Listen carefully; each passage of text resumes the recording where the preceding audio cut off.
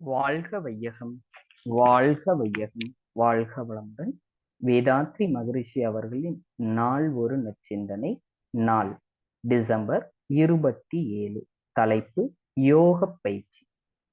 தோற்ற பொருட்களை பற்றி அறியும் விஞ்ஞான அறிவோடு தோன்றாத மறைப்பொருட்களாக உள்ள மனம், உயிர், மெய் இம்மூன்றையும் அறிய வேண்டும். இதற்கு முறையான உடற்பயிற்சியே அகத்தவம். இது ஒன்றுதான் சிறந்த வழி.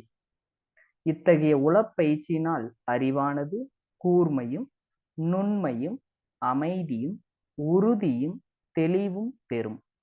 பேரியக்க மண்டலம் முழுவதையும் தனக்குள்ளாக்கி விரிந்து நின்று ஆழ்ந்து சிந்திக்கும் திறன் பெறுகிறது.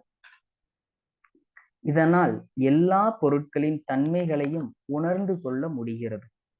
பிற உயிர் பெறும் இன்ப துன்ப உணர்வுகளின் தன்மையை ஊடுருவி நின்று அறியும் நுட்பமும், உயிர்கள் படும் துன்பத்தை இயன்றவரை போக்க உதவும் தகைமையும், எவ்வுயிர்க்கும் துன்பம் விளைவிக்காமல் தனது தேவை, விருப்பம் இவற்றை நிறைவு செய்து கொள்ளும் ஒழுக்க பண்பும் இயல்பாக உருவாகிவிடும். எனவே யோக சாதனையால் மனிதன் அறிவிலும் செயலிலும் சிறந்து விளங்க முடியும்.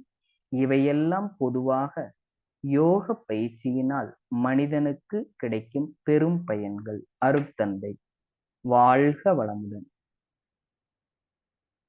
யோக பயிற்சிகளை கற்றுக்கொள்ள உங்கள் அருகில் உள்ள அறிவு திருக்கோயில்கள் மற்றும் தவங் மையங்களுக்கு செல்லுங்கள். வாழ்க வளமுடன்.